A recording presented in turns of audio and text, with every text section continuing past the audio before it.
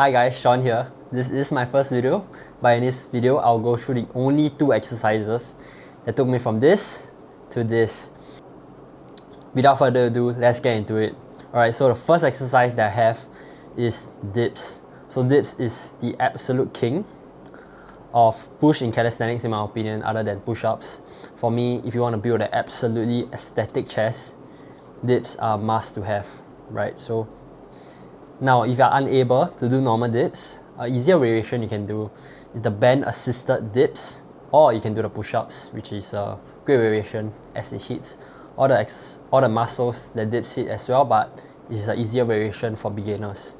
Alright guys, I'll now show you how to do proper dip. So all you gotta do is just find a bar like this, jump up. So from here you wanna depress your shoulders, right? So instead of going down like this, you wanna depress it down. Compress your abs and chest, right? You want to lean slightly and rotate your elbows out a bit. Something like this. Lean forward to engage your chest and go down. Doing it, you want to make sure your core is engaged at all times, right?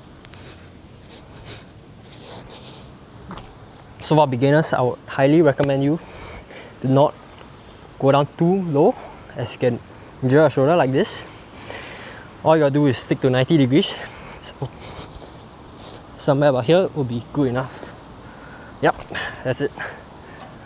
If you're experiencing shoulder pain while doing dips, a suggestion that I'll have for you would be to tuck the knee in like this, push your hips back out a bit, and down. Alright, so this variation is a lot easier on your shoulders. So if you're having shoulder pain, I'll recommend you to try this variation. Or an alternative thing you could do is to find a different bar, because the bar might be too wide or too narrow for your shoulders. Yeah. Alright, so the training method I've decided to use is EMAM, which stands for every minute on the minute. Right, so what is EMAM? EMAM is basically a highly intensive interval training. How it works is basically you start like a stopwatch, and at the start of every minute you do your reps, and the time you have until the next minute is your resting time.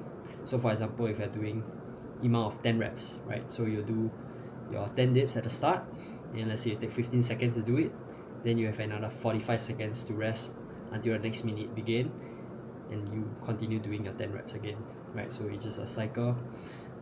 However, for EMAM, I would only recommend people who can do at least around 10 solid dips before they start training. This method, of course, is incredibly intensive. For beginners, I would recommend you to just stick to normal set training, so like 4 sets of 5 maybe. As a beginner, I think it's also highly recommended for you to take breaks, especially when your muscles are sore. So if your triceps or chest is sore, I would highly encourage you to take breaks. So to me, EMAM is a super effective training method, and if you want to build a full aesthetic chest, I highly recommend you to go with EMAM.